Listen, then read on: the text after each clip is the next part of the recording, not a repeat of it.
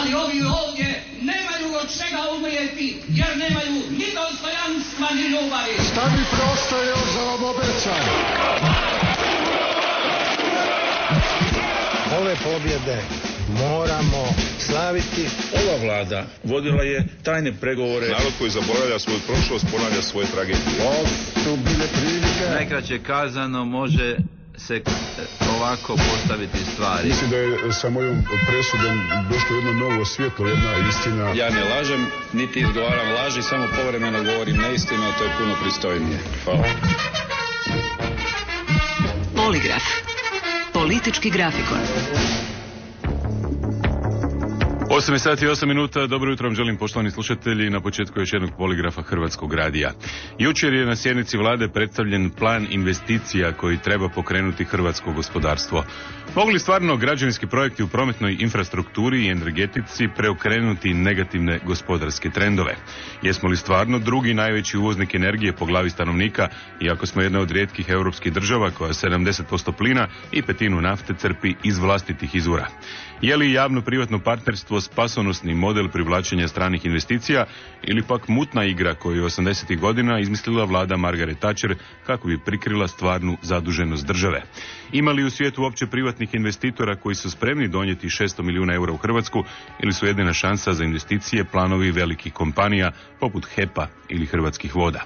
Evo uvodne reportaže Darka Labora. Kataloga s detaljnim nazivom, opisom te rokovima izvršenja pojedinih projekata jučer nismo vidjeli. Umjesto njega Čačićev, kako su ga nazvali New Deal, investicijski je potencijal države do 2015. s naglaskom na ono što se može napraviti do kraja ove godine. No prije toga malo o anamnezi hrvatske investicijske priče. Mi ovog trenutka ni ne znamo šta su investicije. Sad smo radili zadnjih 20 dana nakon što je taj zadatak dan na vladi i prije toga na užem kabinetu. Dolazile su tisuće podataka, jedni su govorili o šljivama, drugi o Space Shuttle, četvrti ni o čemu. Vi to ne možete vjerovati. U ovoj zemlji danas nitko ne zna šta se zaista radi. Dijagnosticirajući postojeće stanje, Čačić je iznio i sljedeću opasku. Problem je u tome da, nažalost, ni 5% projekata od svih velikih priča, od svih velikih listi, od svih velikih objava, od svih velikih knjiga koje su po novinama ispisivane, nema ničega. I zato ta poruka da ćemo mi nastaviti neke projekte jednostavno jedna velika magla. A među tim velikim projektima koje je bivša premijerka predstavila u siječnju 2010. godine na godišnjoj skupštini EBRD-a u Zagrebu, navodili su se gradnja hidroelektrane Ombla kod Dubrovnika i Kosinj u Lici.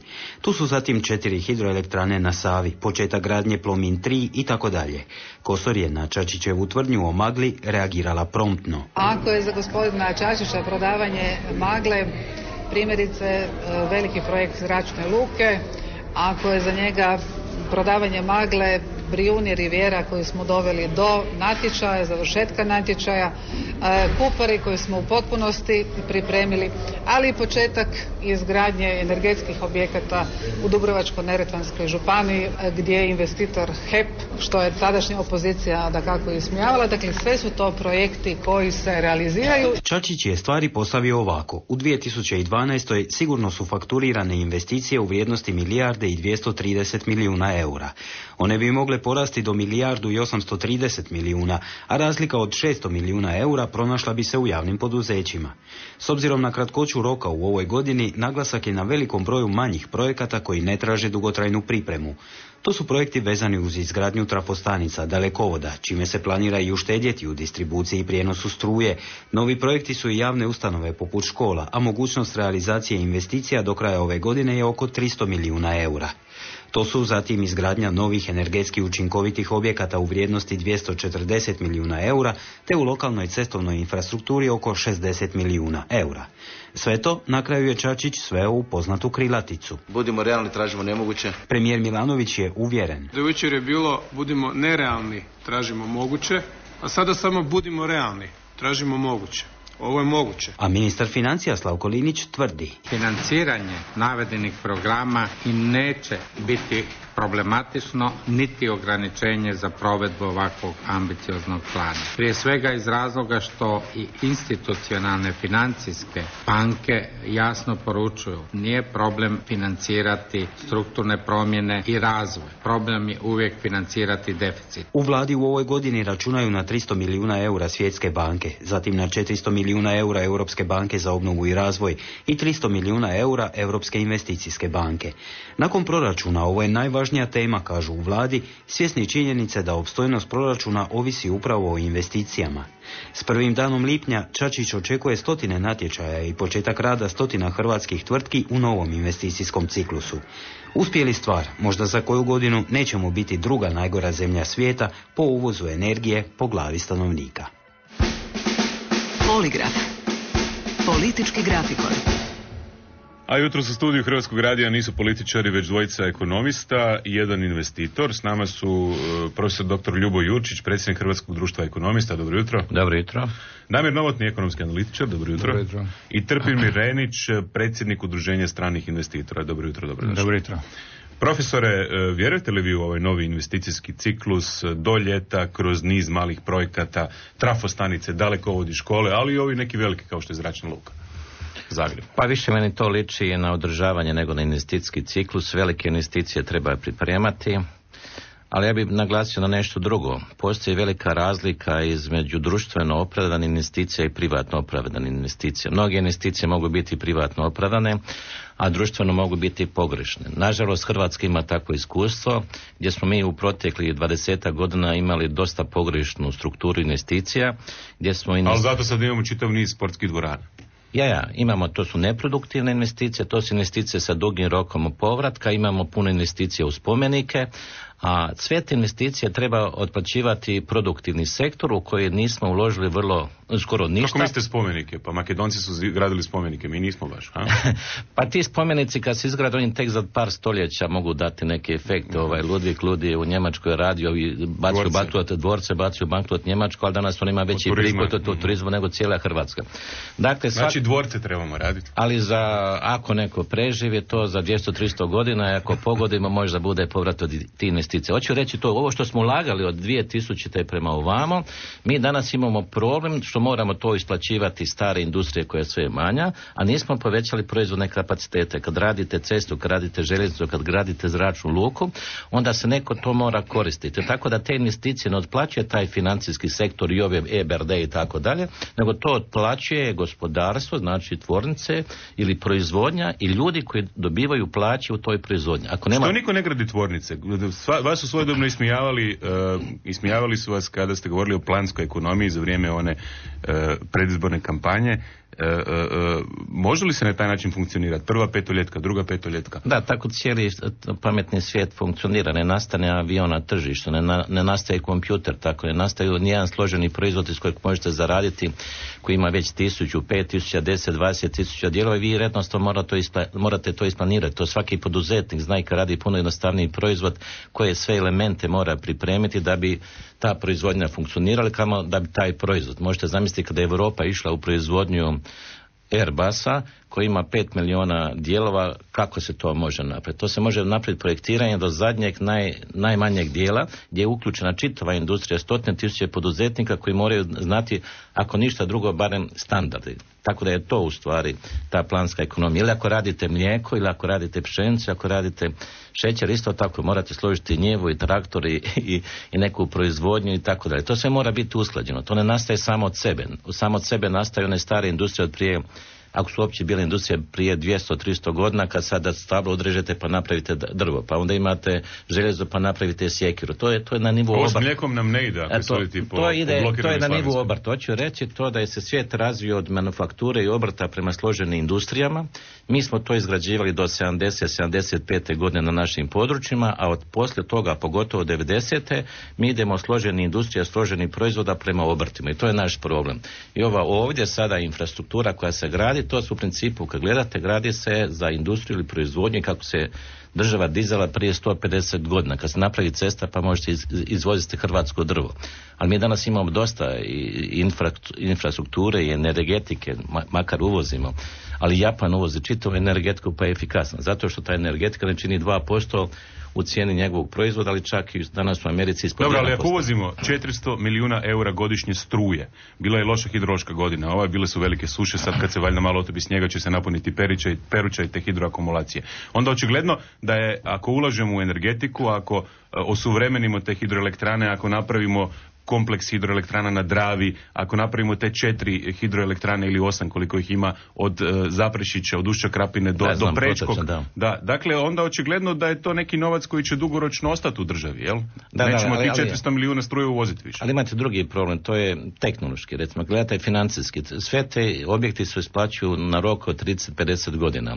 Gledate strukturu investicija po ročnosti. Mi danas moramo ići investicije koje će se financijski isplaćivati 20 godina, a ekonomsku će zaradu napraviti za 10 ili 5 godina. Znači, po ročnosti ovo su sad pogrešne investicije. Mi ne možemo sada sebe zaduživati za nešto što će se otplatiti za 30-40 godina. Mi moramo ići na projekte koji će biti isplativi za 5-10 godina. Možda je u tome naš problem što je horizont, to su očekivanja političara od 1 do 4 godine. Gospodine Reniću, što vi kažete na sve ovo i s kakvim preprekama se investitori danas susreću u Hrvatskoj? Ima li uopće novaca? Želi neko doći i uložiti novac u neki dobar projekt za koji zna da će biti profitabilan?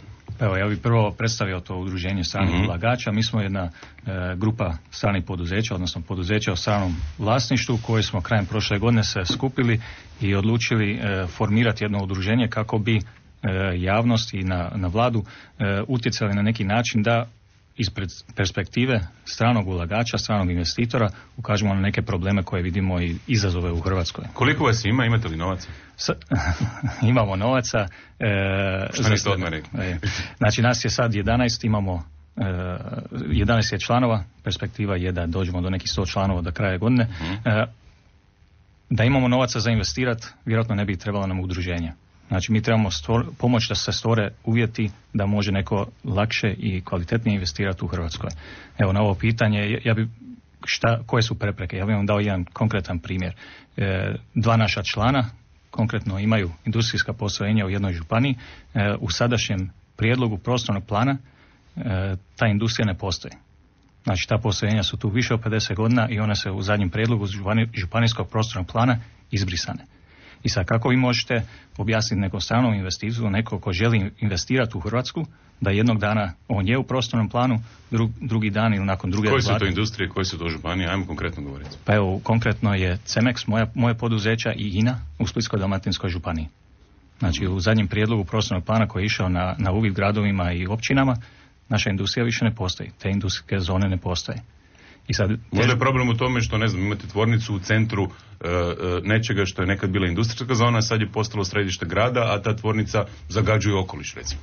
Pa apsolutno je to jedan izazov koji imamo.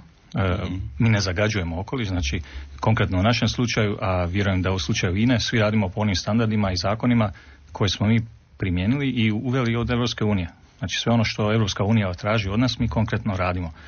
Ali ne možete iz jednog dana u drugi dan nestati sa mape prostornih planova. To znači da ne možete ni jednu lokacijsku, ni jednu građevinsku dozvolu za bilo koje poboljšanje napraviti. Čak i po pitanju zaštite okoliša. Tako da imate tu jednu pravnu nesigurnost, a da ne govorimo i da ne ponavljamo sve ona problema što imamo i sa zemljišnikom i sa katastrom i sve ostalo. Što vi kažete na ovo, gospodine Novotni? Može li Hrvatska, evo, čuli smo kakav je plan, dakle 800-tinjak, odnosno 600 do 800 milijuna investicija privatnih privući u Hrvatsku do kraja godine, je li to izgledno, kako se to može dogoditi? Pa od ove vlade smo očekivali ipak više. Ona ima veliki mandat biračkog političkog tijela za veliki zaokret. Nastaviti sa javnim investicijama kao nekakvim novim pokretačima ekonomskog rasta je pomalo naivno. Te javne investicije mora, opet ovo što rekao gospodin Jurčić, mora se za to osigurati u javnom sektoru novac. Da li su to garancije prema bankama ili su to novci iz državnog proračuna, potpuno je svejedno, i te investicije ne mogu imati onaj učinak na ekonomski rast u kratkom i srednjem roku kao što mi to trebamo. Mi imamo temeljni problem da je u Hrvatskoj 350.000 ljudi bez posla. da su perspektive rasta vrlo slabe. 350, što nije 337. Da, ja bih rekao da i više od toga, jer su mnoga poduzeća formalno rade, zapravo suštinski ne rade i ljudi će se sutra ili prekosutra opet naći. I ljudi nisu prijavljeni. I ljudi nisu prijavljeni. 100.000 ljudi koji nisu prijavljeni. Koji nisu se prijavljeni. Dakle, to je ogromna vojska nezaposlenih koji su u ovom trenutku bez perspektiva. Koliko je problem upravo u tome što će, ne znam, u idućih 4-5 mjeseci krene čišćenje nelikvidnosti i sad je krenulo recimo otkazivanje u javnom sektoru ugovora na određeno vrijeme, da će vojska od recimo 40.000 prema nekim procjenama novih ljudi dospjeti na burzu. Hoće li to uzrokovati pad potrošnje i automatski slabije punjenje proračuna i onda opet ulazimo u onu spiralu recesiju? Naravno, to su elementarne ekonomske zakonitosti o kojima ja ne bih govorio. Dakle, radi se o vrlo jednostavne stvari. Ako nema ljudi, nemaju zarade, ne mogu trošiti. Ako nema potrošnje, nema prihoda u proračunu. Ako nema prihoda u proračunu, nema javne potrošnje. Prema tome ne možemo uopće govoriti o nekakvom ekonomskom ciklusu. A šta je onda rješenje? Rješenje je otvoriti široki prostor privatnim investicijama. I jedino privatni investitori i privatne investicije mogu pokrenuti ekonomski rast. I to u srednjem roku. Mi govorimo o tome da uvozimo struju, ali ja bih rekao da uvozimo mi i odjeću. Mi uvozimo i hranu. Ako ćemo govoriti o supstituciji uvoza, onda mi imamo neusporedivo prioritetnijih ciljeva investira ako govorimo o nacionalnom interesu, nacionalne ekonomije, nego što bi to bila energetika ili ova infrastruktura o kojoj vlada govori. Dakle, trebalo bi otvoriti prostor direktnim stranim ulaganjima domaćih i stranih investitora, nije sada bitno, u privatnom sektoru, mala i srednja poduzeća, kao što je to učinila Slovačka, Češka, Poljska, gdje su se u kratkom roku, kad kažemo kratko, mislimo na 3 do 5 godina, otvorila nova radna mjesta. Slovačka je dakle doslovno darovala zemljište za autoindustriju. Tako je. Onda i dolazimo do toga što država može učiniti da potakne strana ulaganja. Osim ovih prepreka o kojima govori gospodin Renić, doista se mora učiniti mnogo više. Prije svega se treba ta pravna sigurnost osigurati, to je temeljna stvar. Mi ulazimo u Europsku uniju gdje je to potpuno normalno da ja kao investitor se prošećem do gradske uprave u bilo kojem europskom gradu i pitam gdje ja mogu graditi, jer to je jednostavna stvar. Građevinske su situacije uređene, ne mijenjaju se preko noći. S druge strane je jako važno da država odredi svoje industrijske politike, o tome je govorio Ljubo, da se definiraju oni smjerovi investiranja gdje bismo mi poticali ulaganja. Slovačka, ja sam razgovarao sa slovačkim ministrom financija u onom mandatu nakon Mečijara i on je rekao, mi smo odlučili privući autoindustriju jer smo imali čeličane tamo u Lužicama. Metalna industrija. Da. I nešto smo morali napraviti. Onda smo otišli do US Steel-a, US Steel je rekao, ok, mi ćemo tamo investirati, ali nam dajte gdje će završiti naš čelik. Onda smo rekli, idemo kod autoindustrije da to kupi. Tako i na taj način. I onda je Kia rekla, dobro, ali što vi nama nudite? Dakle, pragmatična je stvar. Oni su osigurali do 35, čini mi se, % subvencija tih stranih ulaganja u raznim oblicima, od zemljišta, školovanja, prekvalifikacije svojih zaposlenika do direktnih ulaganja. To je napravili Srbija u Kragujevcu, gdje je uložila u taj projekt 300 milijuna eura da bi se formiralo 20.000 radnih mjesta. Mi u Hrvatskoj nemamo niti jedne takve ideje da bismo... Imali smo proizvodnju, dakle, bešavnih cijevi koje se nisu mogle preorijentirati, ne znam, za limove, za brodogradnju. Hrvatska nije više za tu tešku industriju. Mi te perspektive više nemamo, tu su karte podijeljene. Mi se moramo okrenuti prerađivačkoj industriji gdje su perspektive puno veće. Drvno-prerađivačka, prehrambeno-prerađivačka ima neusporedivo veće potencijale, pa čak i industrija. Mi ne proizvodimo cipele, što je u Austriji vrlo skupoj zemlji, postoje 3 tvornice cipela, vrlo uspješne, koje zapošljavaju na 10.000 ljudi. A obućarska industrija u EU ima 21.000 poduzeća i zapošljava preko 200.000 ljudi. Da ne govorimo o drvno-prerađivačkoj industriji koja je tradicionalno smještena u onim krajevima gdje ljudi nemaju radnih mjesta. Dakle, tu su potrebne regionalne politike, potrebne su industrijske politike i onda fiskalnim poticajima. Pa bolje bi bilo ti 2 milijarde eura subvencionirati ulazak u novi investicijski ciklus privatnih poduzeća. Profesor Jurčiću, kažu da je javno-privatno partnerstvo spasonosni model i onda se tu postavlja pitanje zašto bi se nekom isplatilo nešto graditi i iznajmljivati državi, a državi koja ima neusporedivo bolji kreditni rejting od pojedinca se to isto ne isplati. Što vi kažete na to? Pa to je zato što je u Hrvatskoj smo ušli krivo u javno-privatno partnerstvo. Zapravo javno-privatno partnerstvo, vi ste to sad i baš upravo rekli, da rade skupa pa iznajme državi. To nije javno-privatno partnerstvo, to je najam i tako dalje ili financiranje neke izgradnje. Javno-privatno... Tako je to uglavnom funkcioniralo na modelu sportskih dvorana. Pa hoću reći to. Znači, javno-privatno partnerstvo, mi trebamo imati sportsku dvoranu, ok, država nema novaca, ali onda kaže, ok, evo ja imam ledinu, daću ledinu, dođe privatni partner, izgradi tu halu i on sad iznajmljivanjem te hale svakom koju hoće, traži, skuplja svoj novac natrag. Ali mi imamo drugačiji sustav. Mi dođemo, damo ledinu, izgradi privatni partner halu i onda država ili lokalna ili uglavnom lokalna država i iznajmi to puno za prazno. De facto to ništa drugo nije nego jedan način kreditiranja. Dvorana ostane nezaposlena ili ne iskorištava u potpunosti kapacitete i tako dalje.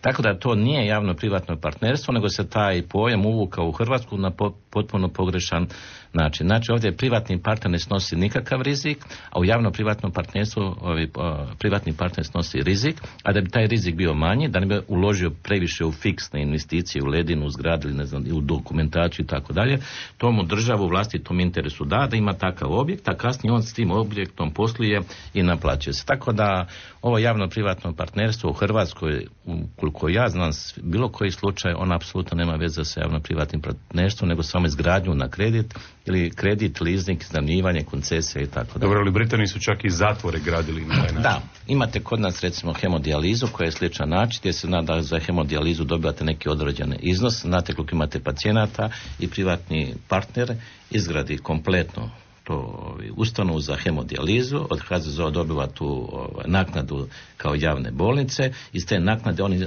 financira čitava svoje ulaganje. Možete isto tako reći zatvore, da po zatvoreniku treba biti toliko kvadrata, toliko sportskih dvorana, takva hala, takva hrana i tako dalje.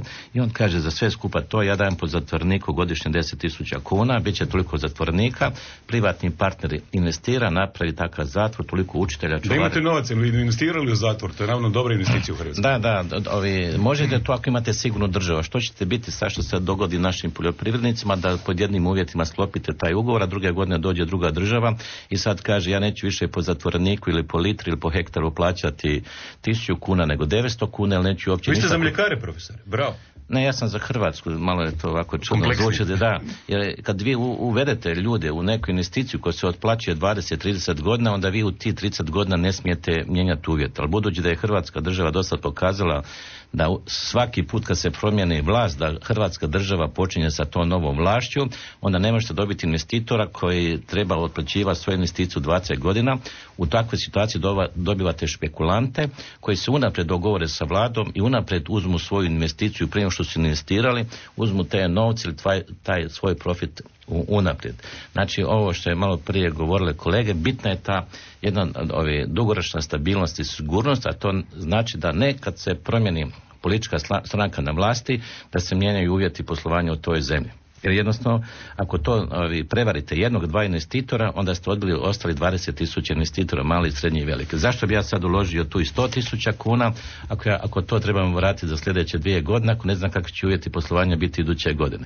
Ako je to čula, rekla, kazala i ad hoc reagiranje. Tako da tu nema stabilnosti, to je taj problem. Znači ja ne bi investirao, makar će biti potražnja za zatvorima velika, ali nisam siguran da će scenarij. Dođe investitor, uloži u zatvore i dođe zakon o općoj amnestiji.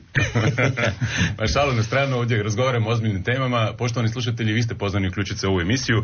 Naš broj telefona je 61670001. Kakva je budućnost Hrvatske, kakva je budućnost hrvatskog gospodarstva, mogu li nas investicije izvući iz ove krize, što mislite, kako razmišljate, slušamo vaše komentare. 61670001, predbroj za Zagreb 01, pozivni za Hrvatsku 00385. Gosti u studiju dvojica ekonomskih analitičara i jedan investitor, dakle profesor dr. Ljubo Jurčić, predsjednik Hrvatskog društva ekonomista, ekonomski analitičar Damir Novotni i predsjednik Udruženja stranih investitora Trpimir Renić.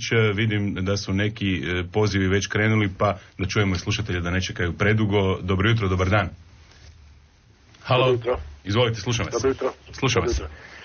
Pa ja, kako je ova nova vlast najavljivala da se pripremala 8 godina, ja sam mislio da čim dođu na vlast da će 10 svjetskih kompanija otvoriti nešto u Hrvatskoj. Jel, kad ćemo mi sebi jedanput priznat, ako ne znamo, ako je moguće, možda lupam bez veze, ali daj idemo pozvat nekog menadžera iz Siemensa, Boscha, Toyota, Nokije, da mu ne znam koliko love damo bit će jeftino ako nam nešto dobro napravi. Jel gledajte jedan primjer. Jedan od bivših ministara gospodarstva koji su tepali kralj igračaka je propal. A ovaj sad, što se ovako bahati, njemu radnici ne primaju 4 mjeseca plaću. Pa budimo iskreni pa se pitamo, jel taj čovjek može, ako sebi ne može obezbediti, pa ti će obezbediti državi? Evo, to je retoričko pitanje koje ostaje u zraku. Dakle, slušamo, ovdje su gosti komentatori, nemamo političara u studiju danas, malo za promjenu. Dobro jutro i vama, dobar dan, halo. Dobar dan. Izvolite, slušam vas. Halo. Pa evo, gospodin Ljubo Jurčić je manje više rekao sve što je i trebalo. Danas je petak, u ponedjeljak ne znamo po kojim uvjetima ćemo poslovati. Ja sam valjda jedan od malih poduzetnika. Što proizvodite, što radite? Danas čuvam krave. Danas čuvate krave? Šta ste jučer radili? Mlijeko, a nekad sam čak vodio i proizvodnju u firmi sa par stotina zaposlenih i onda sam surađivao i sa strancima i poznato mi je kako oni posluju. Jeste li sa traktorom na cesti danas, na Slavonskoj? Ne. Ja sam kolege prije 8 godina otprilike upozoravao da će se dogoditi ovo što se danas dogodilo. Malo mi je čudno da je to toliko trajalo, ali prije godinu dana ja sam odlučio nakon pretrpljene ogromne štete od 2009. na vamo oko nekoliko stotina tisuća kuna da više neću proizvoditi ništa što ne mogu sam direktno prodati. I otprilike godine dana tako radim. Smanjio sam proizvodnju na 1/3 i nema problema. Danas imam problem, nemam dovoljno koliko mogu plasirati. A kada bi ova država bila uređena... A koliko krava? Jesu krave, koze u pitanju što? Ne, krave imam sa 12-13 komada. Proizvodim, sve bih mogao izvesti kada bi se to moglo, kad bi naša država bila uređena, ali nije. Nažalost, imate smiješnu situaciju, recimo, za te gospodarske objekte. Oni mogu biti izgrađeni na urbanističkom području izvan naseljenog mjesta. Ja mislim da tako nešto u ovoj zemlji još ne postoji. Znači, mora biti teren urbaniziran, ali ne smije biti u naseljenom mjestu. Živjeli propisani hrvatski način. Ne možete napraviti. Hvala vam lijepa na uključenju emisije. Još jedan poziv, onda ćemo komentar iz studija. Dakle, 61670001. Dobar dan, halo. Halo. Dobar dan, izvolite. Dobar dan. Halo, jesam ja? U eteru ste, čujem vas ja, cijela Hrvatska i dobar dio inozemstva. Recite. Hvala vam lijepo. Evo, ja pozdravljam profesora Jurčića i ovog drugog gospodina. Trojica gostiju su u studiju. I ovog trećeg pozdravljam, nisam zapamtio. I mi vas slušamo pitanje, ajde. Gledajte, mislim, mene zanima te investicije. Znači, ljudi donose kapital, a da kapital sam po sebi stvara dobit, onda bi mi jednostavno trebali naštampati jednu halu kuna i fino kune staviti u halu i mi čekamo sad da nam kapital donese profit. Kapital jednostavno ne stvara profit, nego rad. Znači, šta ti strani investitori? On će donesti, uložiti 100 milijuna eura, a vi Hrvatska bagro roblje radite, ko što su nam došle banke, a mi ćemo fino profit iznositi vani, ne znam koliko smo do sad ovih 20 godina, stotine milijardi kuna profita iznešeno iz Hrvatske. Mislim, šta znači nama vanjski investitor? Evo, toliko. Evo, hvala vam lijepa. Možda vi, gospodine Reniću, možete odgovoriti na ovo pitanje. Mislim da se ono nadovezuje i na ovu cijelu priču oko zakona o radu, oko toga da se investitori navodno bune da je cijena rada u Hrvatskoj previsoka, preskupa, da je skuplja od Rumunjske, Bugarske, Srbije, Bosne i Hercegovine, Makedonije. Što kažete na to? Pa evo, ja bih prvo se osvrnuo na ovo pitanje šta strani investitori donesu. Prvo, oni donesu taj svježi kapital. Znači, ako mi nemamo vlastitog kapitala, mi nemamo od čega gradi ni svoje tvornice, ni svoje institucije i sve ono ostalo. Znači, oni donesu neki svježi kapital. Druga stvar što strani investitori donesu iz strane poduzeća je neko znanje, neke vještine. Da li je to upravljačko, da li je to tehnološko, ali sve to može pomoći našoj industriji i svi onim kooperantima koji rade sa tim stranim investitorom da unaprijede svoje poslovanje. Što se tiče cijena rada i cijela naše države je skupa. Ali ono što je bitnije je li onaj jedan čovjek produktivan. Ja bih se osvrnuo na sve one stvari koje mi uvijek kao neke konkurentne prednosti ističemo. Znači, ulazimo u Europsku uniju, geografsku poziciju i tako dalje. Sve je to važno. Ali ako mi nemamo ljude koje će to iskoristiti i koje će to na neki način stvarati neku novu vrijednost od toga, mi nećemo imati nikakve koriste od te i pozicije i Europske unije. Mi imamo odlične inženjere, imamo odlične brodograditelje, imamo odlične elektrotehničare, ali nemamo ih dovoljno i ne stimuliramo takve ljude u školama. Ne ulažemo u takve ljude. Da li su oni iskusni ili manje iskusni? I to je jedan veliki problem koji mi vidimo. Najbolji ljudi rade u stranim poduzećima. I onda u puno domaćim poduzećima koji imaju i manje plaće i sve ostalo, ostanu oni ljudi koji nisu toliko ni kvalitetni, ni ambiciozni i ne mogu stvoriti onu dodatnu vrijednost. Imamo reakcije, slušamo vas, profesore. Pa evo da komentiramo za tri naša slušatelja. Prvo, ja sa svima se ovdje slažem, sa slušateljima, naravno. Malo prije zadnje gospodin govorio da stranci donose kapital, mi je rad. Zapravo kolega Renić je sad rekao najbolje, zapravo ono što je najbitnije, dolaze znanje. Oni dolaze sa znanjem kako iskoristiti naše resurse. Naravno, to nama malo pogoduje, ali po prirodi stvari najviše to te koristi tom stranom investitoru.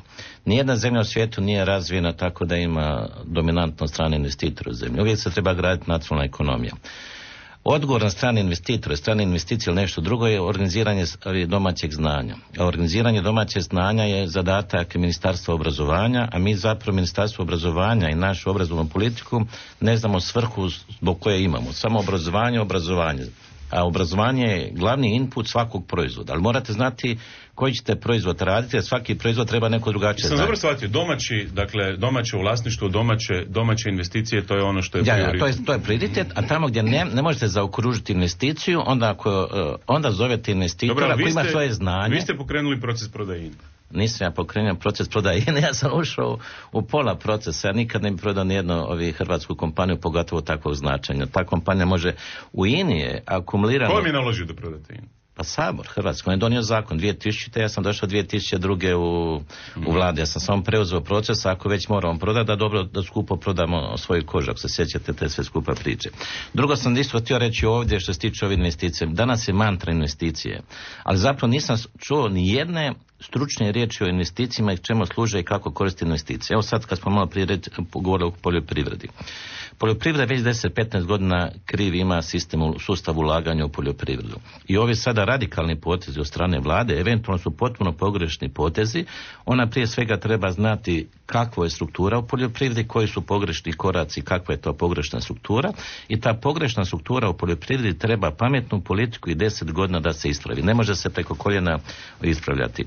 I sljedeća stvar koja je vezana sa prvom stvari, prvi gospodin je rekao trebamo uvesti ljude koji znaju. Kad pogledate u Hrvatskoj koliko smo mi dali stranim konzultantima novca za zadnjih 20 godina ovdje, mi smo svu našu omladinu mogli pretvoriti u znanstvenike, doktore i tako dalje. A ti isti stručnjaci, konzultanti koji su nas konzultirali nisu pomagli Hrvatsku ni za 1%, uzeli su velike novce. I zadnji primjer ću samo reći brodogradnja. Hrvatski brod je postao efikasan i kvalitetan, ne financijski nego tehnološki, zato što smo imali brodograđevni institut. A mi smo sada zadnjih 20 godina uništili taj brodograđevni institut i zovemo konzultanta koji će nam dati na 15, 20, 500 stranica nekog uputstva kako se radi. A zapravo to je potpuno pogrešan pristup. Naši brodovi su kvalitetni, svi su dobili nagrade zato što su institutu istraživali tehnologije, tržište, procesi, načini rada i tako dalje. To se opisalo i davalo se u brodogradilište i tada su radnici u škveru, brodogradilištu napravili dobar brod. Oni su morali dobiti uputstvo kako se radi dobar brod, koju tehnologiju kupiti, koji brod radi i tako dalje, a to smo u Hrvatskoj potpuno uništili. Tako da postoji nekoliko stupnjeva oznati kako do konačnog proizvoda. Gospodine Novotni, čuli smo sad ovdje nekoliko zanimljivih teza, evo i vi se želite uključiti. Pa želim se uključiti, dakle moramo... A propos ovih konzultanata, dakle, govori se o tome da dobar dio, stalno govori o tim predpristupnim fondovima, strukturnim fondovima, ispada na kraju da dobar dio tog novca koji dobijemo iz Brisela ode natrag konzultantima u Europsku. Ma takva je struktura, gledajte, ja sam profesionalni konzultant, tim se bavim već 15 godina. A vi ste taj? Da. Ja sam govorio strani konzultant. Jel dobro živite od toga? Jel dobro biti konzultant? Ali ja nisam nikad radio sa državom. Niste? Samo sa privatnim. Dakle, 94. godine do 2000. godine sam radio u Njemačkoj, isključio sa njemačkim srednje velikim poduzećima, pomagao im da investiraju u istočnoj Europi. Barem 50 projekata kad se takvih napravio. I znam što znači mala i srednja poduzeća Njemačka kad izlaze na nekakav teren kao što je Poljska, Ukrajina, Češka, Slovačka. Dakle, trebao bih reći ovako. Moramo se osloboditi tog autizma da imamo sve dovoljno, da sve znamo, da smo najpametniji. To jednostavno nije moguće u realnom, globaliziranom svijetu, je nemoguće biti sa 4 milijuna stanovnika prepametan. Što se tiče znanja ima na internetu koliko hoćete. Nije problem sa znanjima. Generička znanja su prisutna. Vi možete danas proizvoditi lijekove u Popovači, vi jednostavno kupite fajl i proizvodite lijek u Popovači. A prije toga morate prodati mliječnu industriju. To je pitanje novca. Svaki novac nije kapital. Dakle, mi imamo, što se tiče novca, hrvatski građani imaju štednje 20 milijardi eura, ali smo dužni 40 milijardi eura, 45. Dakle, mi novaca domaćih nemamo. A i ta sva domaća štednja bi nekako radije rentirala i mi imamo u glavi samo rentijersku ekonomiju. Kupiti stan pa ga rentirati, kupiti apartman pa ga rentirati. Niko ne bi poduzimao. U pogledu produktivnosti. Naša industrija, hrvatska industrija je najrazvijenija u jugoistočnoj Europi. Mi imamo ostatke. Dakle, nitko ne može uništiti te industrije koje su nastale prije 100 godina. Mi smo imali vrlo razvijeno tržište kapitala 910. godine, gdje su kotirala poduzeća poput Našičke DD, Dalmacija cementa, Atlantske plovidbe. Onaj ko želi vidjeti tu povijest hrvatske tržišne ekonomije, treba se prošetati do naših poslovnih banaka gdje su izložbe tih dionica, dakle tih vrijednosnih papira. Ali to danas industriju hrvatsku gledamo na izložbama umjesto u proizvodnju. Tako je. Mi se moramo vratiti. Ovo sve, ja sam veliki zagovornik tržišne ekonomije. Neka se moj prijatelj Ljubo ne ljuti. Nismo mi toliko pametni da znamo tržišnu ekonomiju. Mi trebamo strane ulagače. Ja bih privatizirao Ljubo sve. Zbog toga što od državne ekonomije nitko ne može živjeti, čak ni Kuba ne može živjeti. Pa dobro, što onda Austrijanci, Njemci, recimo, ne privatiziraju sve svoje banke, nego drže u državnom vlasništvu dobar dio. Dozvolite. Najveći ulagač u Austriji, jedan od najvećih ulagača u Austriji koji kreira velika radna mjesta, veliki broj radnih mjesta je kanadski ulagač Magna Grupa. Magna Grupa, doduše to je Austrijanac, ali on zapravo u Kanadi stekao svoja bogatstva i on je tamo, gospodin Stronach je najveći ulagač ali pogledajmo austrijsku ekonomiju ako već o njoj govorimo. Austrijska ekonomija je jedna od najuspješnijih u Europi. Ona izvozi sa 9 milijuna stanovnika 300 milijardi eura izvoza roba. Znate što izvoze? Džem Darbo, Manner kekse, do automobilske industrije, ali su Austrijanci privukli u zadnjih nekoliko godina 10 milijardi eura visoko kvalitetnih industrijskih grana, kao što su to kemijska industrija, Borealis danski, na primjer, kao što su to tehnološke industrije oko Klagenfurta. Klagenfurt je malo mjesto koje je veličine možda Karlovca, danas ima 10 visoko tehnoloških industrijskih ulaganja koja su došla iz cijeloga svijeta. Dakle, mi moramo se osloboditi tog autizma da smo mi jako pametni, jako lijepi, jako mala, ali prekrasna država. Dobro, lijepi jesmo. Jesmo. Da. To je točno, lijep smo narod, ali to se danas više ne može prodati jer ljepota kroz godine nestaje. Ono što ostaje, i tu se sa Ljubom potpuno slažem, industrijske investicije. Dakle, ono što mi vidimo od industrije je nastalo prije 100 godina kad su inozemni poduzetnici, austrougarski, ali i domaći poduzetnici. Imamo Gavrilovića koji je star 300 godina ili 250 godina i danas postoji. Mi, nažalost, u zadnjih 10 godina nismo vidjeli ni jednu, ono što se kaže greenfield, pravu investiciju, da vidimo tvornicu koja bi otvorila 10, 15, 20, 30. Ili ima takvih tvornica? Pa i nema baš. Ali evo, zašto nema? Zašto vi, investitori strani, ne dođete i ne napravite takvu tvornicu? Pa evo, ja bih rekao da jedna je stvar percepcija ljudi koji moraju primiti te investicije. Znači i naša vlada, i naše lokalne zajednice, i lokalne općine, gradovi, oni imaju jednu percepciju. Dajte mi neke konkretni primjer investicija koji čeka, čovjek ima novac, želi napraviti tvornicu na ledini, ima li takvi?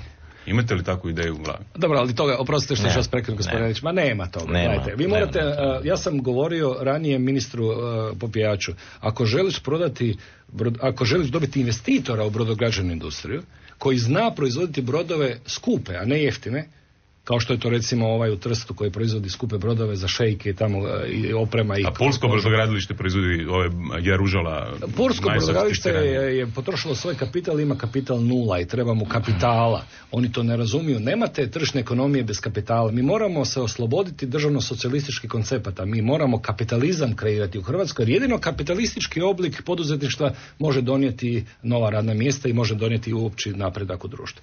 Dakle, ako govorimo o tome... Gospodine Reniću, borite se za riječ. Ekonomski analitičari su vam sve... Samo, oprostite, pa ću onda više neću govoriti. Samo da to kažem. Dakle, ako želimo privući strane ulagače, mi njih moramo moliti. Niko neće sada tražiti hrvatsku vladu, dajte nam prostor za Hrvatsku da uđemo u Hrvatsku. To može kineska vlada očekivati, to može ruska vlada očekivati. Hrvatska vlada mora moliti investitori i pitati što vi želite, a BMW autoindustrija da napravite pogon u Hrvatskoj. A moramo i biti svjesni da svaki investitor želi zaraditi. Znači, investitor ne dolazi u Hrvatsku ili bilo koju drugu zemlju da bi darovao nama kapital, da bi otvorio radna mjesta za Hrvate ili za Poljake ili za neke druge. A mi, percepcija je čak i u medijama i u vladi i na puno mjesta, ako jedan strani investitor zaradi, to je loše. Ako strani investitor povuče kapital i svoju dobit iz Hrvatske, to je loše. A to je zapravo... Ako povuče kapital svoje dobiti da bude neoporezovan, onda zašto bi to bilo dobro za državu? Šta to država? Ali ako sve napravi legalno, ako sve napravi po slovu zakona, onda opet je percepcija negativna. A niko nije Santa Claus. Malo ćemo se vratiti kasnije na ovaj katalog investicije. Vidim da ljudi čekaju na vezi, da ne čekaju predugo. 61670001 00385 pozivim za Hrvatsku, 01 predbroj za Zagreb. Dobar dan, halo. Halo. U eteru ste, izvolite, slušam vas. Dobar dan, govorim u ime Udruge za razvoj Hrvatske koja je inicirala projekt Biotoplifikacija Hrvatske. Kakav projekt? Biotoplifikacija Hrvatske. Slušamo vas. Gdje umjesto izvoza ogrjevnog drva zagovaramo proizvodnju struje i topline u postrojenjima malim kogeneracijskim koje može naša industrija u potpunosti proizvoditi. Govorite o spaljivanju biomase ili o čemu? Drve, svega. Govorim o biomasi. Sve što može govoriti, je tako, doktor Župan? Da, mislim da gospodin Novotni i gospodin Jučić znaju o čemu se radi. Mi ćemo nastaviti dobiti za taj projekt podršku vlade. Međutim, ovo što je kolega Jučić govorio, šta je društveno, a šta je privatno opravdano. Znate o čemu se radi? Društveno opravdano je da mi koristimo svoju sirovinu, da zapošljavamo svoje ljude, da imamo svoju energiju i tako dalje. Međutim, privatno opravdano je da veliku konkurenciju na našem tržištu koju rade strani proizvođači opreme idu sa niskim cijenama, dumping čak. To je privatno opravdano i privatnici se angažiraju na tome da kupuju tu stranu opremu.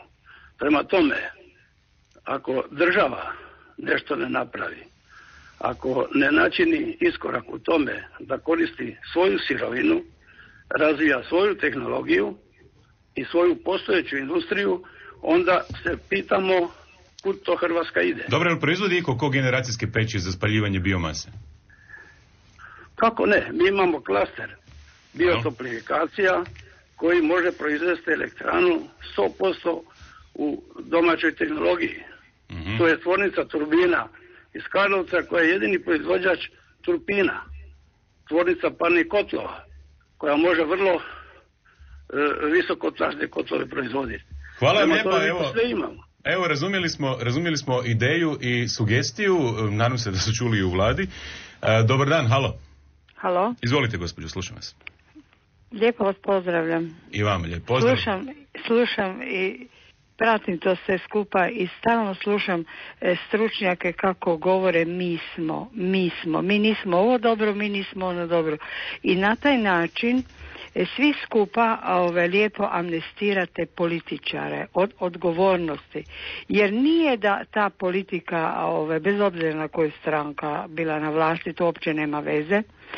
Nijedna politika u Hrvatskoj 20 godina nije joj stalo da ta država prosperira, jer nemoguće je da tolike stručne ljude imamo koji imaju prosto sve na dlanu, savjete i sve, a politika od toga ništa ne provodi. Onda znači da oni svjesno rade na uništenju Hrvatske. Hvala lijepa na promišljanju i na komentaru, dakle nismo mi nego oni, jel? Znači buduće mijenjamo zamjenicu. Narod bira političara, ipak to je odgovornost na narodu.